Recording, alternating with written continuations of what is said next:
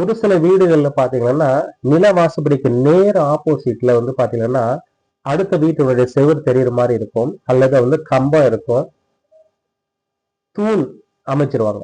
அப்ப நில வாசப்படிக்கு எதிராக வெட்டக்கூடிய தன்மையில தூணோ இல்ல கம்பமோ இல்ல பக்கத்து வீட்டுக்காரனுடைய அந்த மூலக்குத்தலோ இருந்தா நிறைய விதத்துல பாதிப்புகளை சந்திக்கக்கூடிய வரும். இப்ப என்ன மாதிரியான பாதிப்புகள் வரும்னு பாத்தீங்கன்னா, பெண்களுக்கு உடல் நலம் கெடும். அதே மாதிரி மனைவிக்கு வந்து உயிருக்கு கண்டத்தை கொடுக்கக்கூடிய சூழ்நிலை ஏற்படுத்தும்.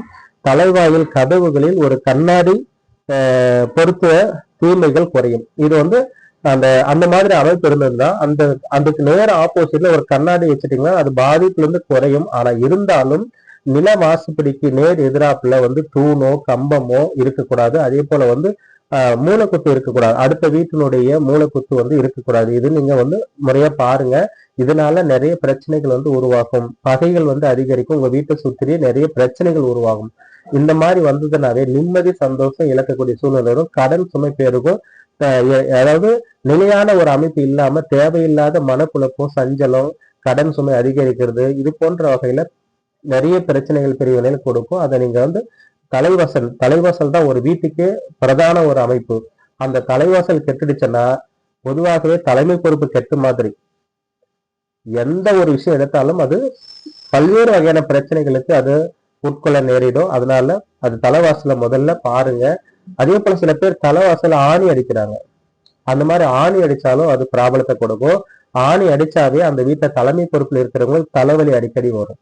இது வந்து கண் கண்ட ஒரு அமைப்பு. அதனால நீங்க பாத்துக்கோங்க.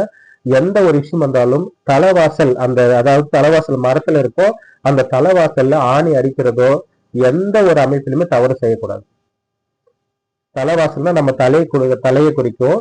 அதனால தலையில அடிப்பட்ட மாதிரி நமக்கு வலிச்சு இருந்துட்டே இருக்கும்.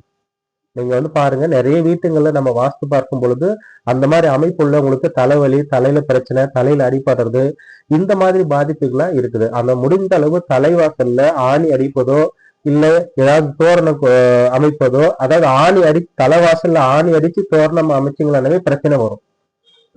அதனால முதல்ல நீங்க அது வந்து ஃபாலோ பண்ணி பாருங்க.